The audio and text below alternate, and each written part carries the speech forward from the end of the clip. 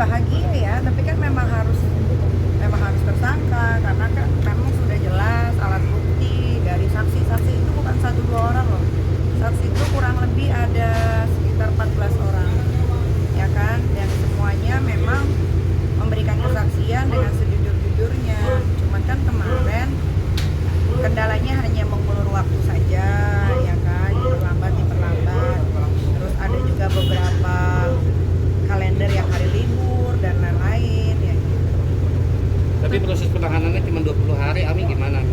Penahanan 20 hari itu kan bukan ditahan 20 hari lalu lepas ya. Itu kan proses nanti berjalan ketika nanti, karena kan gue pernah berurusan dengan hukum ya. Jadi ketika nanti misalkan dokumennya belum lengkap ya nanti bisa diperpanjang untuk 40 hari ke depan. Ami, tapi kata keterangan Humas Polres Jakarta Selatan baru menaikkan status saja menjadi tersangka, belum ada penahanan gitu. Jadi penahanan sama Iya. 20 hari, tapi masih dari Iya, baru menaikkan status saja sebagai tersangka. Itu coba tanya sama Ibu Nurma, Kabid Humas Polres Jaksel. Iya. Kalau gua kan nggak tahu, kalau gua kan cuma taunya kalau sudah tersangka, terus sekarang juga masih dilakukan Pemeriksaan, BAP, iya. ya hanya itu aja. Meski keluarga Fadel sendiri merasa kok akhirnya jadi seperti ini gitu loh. Buat kamu sendiri gimana nih? Kalau keluarganya Kang Semir bilang kok akhirnya jadi seperti ini juga saya bingung ya, karena kan memang anaknya yang melakukan. Sebetulnya setelah ini pun akan ada laporan lain lagi untuk Kang Semir, karena memang dari pengakuannya Laura sendiri yang dibantu oleh Bude dan Pak D yang sudah saya anggap seperti ibu dan bapak saya,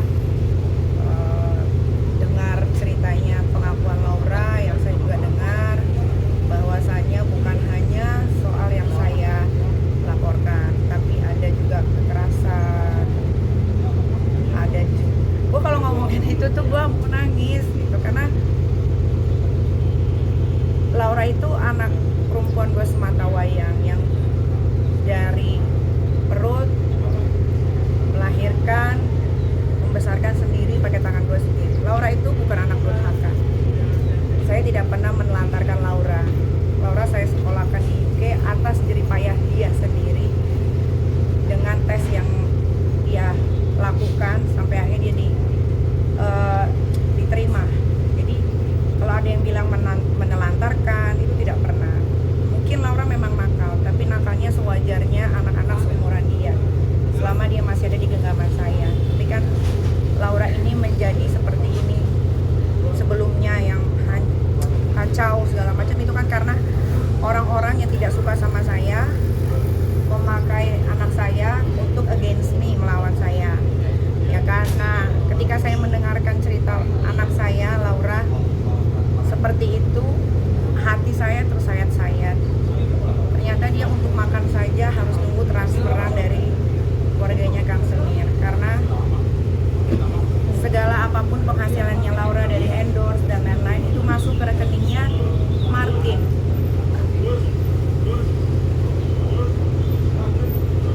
Kemarin tuh saya sempat menghilang karena setelah mendengar kesaksian Laura, saya sebagai seorang ibu yang membesarkan, yang tidak pernah melakukan sampai yang si keluarga Kang Semir ini lakukan terhadap anak saya kalau nggak ada hukum mungkin proses hukum aja yang dijalankan, yang kayak sedikit aja nih saya kasih tahu.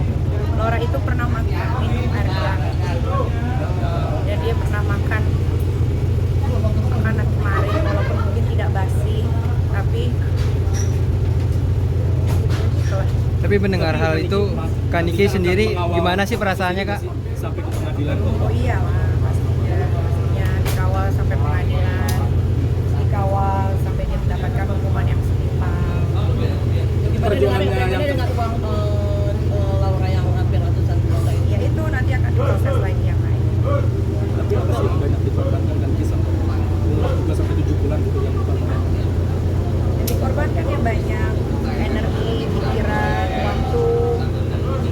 Kan gue juga bukan punya anak Laura doang, ada Aska dan anak-anak. sampai nggak konsen, sempat sampai nggak nganterin anak sekolah.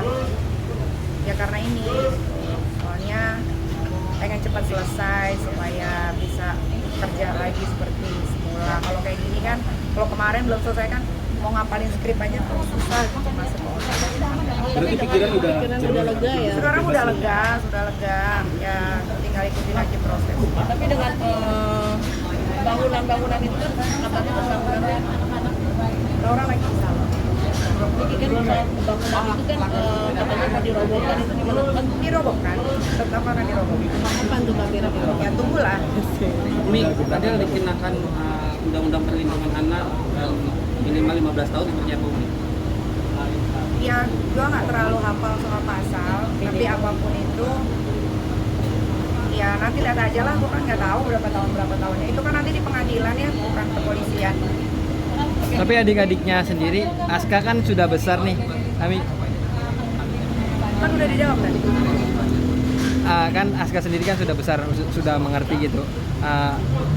Nyariin gak sih kakaknya Laura gitu, Ami? Nyariin pasti, cuman Aska kan sekarang udah belajarnya pakai iPad ya. Karena dia suka lihat di YouTube cuplikan-cuplikan. Dulu waktu sebelum semuanya ini selesai, Aska tuh cuma bilang kok kakak Loli gitu ya Ami, kakak Loli gitu ya Ami. Tapi dikasih tahu sekarang, ini besok kita ketemu. Aska, Arkana ketemu kakak Loli. Niki respon mereka akhirnya ketemu kakaknya kembali gitu. Iya happy, senang. Paling nanti ngobrol sama Aska. Niki kemarin itu kan hari emak-emak menangis terharu dengan keadaan ini seperti yang keluarga.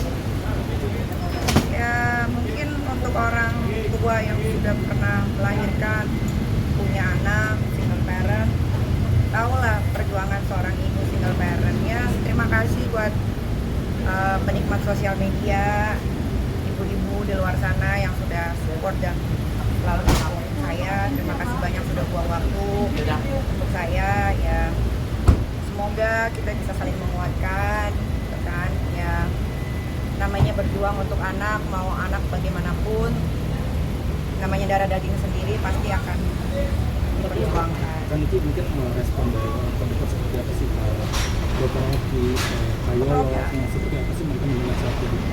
Dr. Rocky nangis mau, ya karena dia juga kan salah satu orang yang tahu betul bagaimana proses hidupnya Nikita Mirzani, walaupun dia kenalnya 5 tahun belakangan ini, tapi sama Dr. Rocky cukup intens, apalagi masalah Laura juga suka curhat-curhatan. Iya, semua happy hari ini, alhamdulillah. Nah, Laura sendiri kapan? Dua pertanyaan lagi selesai ya. Ayo. Laura sendiri katanya akan bicara di YouTube. Iya, nanti Laura akan bicara di channel YouTube aku supaya tidak terdistract dengan apapun, biar dia bercerita sendiri bagaimana kronologinya, karena sesuai yang kalian tahu, ini bukan mengada-ngada. Laura tidak pernah saya seperti yang kalian bilang, Laura saya telantarkan, tidak diurus, tidak. Dia sekolah di UK. Selama dia masih dalam genggaman saya, dia menjadi anak teenager yang sewajarnya. Nakal pasti, yang namanya anak teenager ya kan, baru tahu dunia luar, tapi masih dalam jangkauan. Karena Laura sekolah di UK, akhirnya ada orang yang membenci saya atau tidak suka dengan saya, using anak saya untuk against me, melawan saya, ya akhirnya kacau balau. Tapi alhamdulillah kan sekarang sudah selesai. Ya makanya kemarin kan juga sempet kan saya bilang, saya minta maaf untuk orang-orang yang sudah brainwash anak saya. Ternyata kalian harus stop sampai di sini. Tinggal kita tunggu aja kelanjutannya, karena Laura akan bicara dari hatinya sendiri.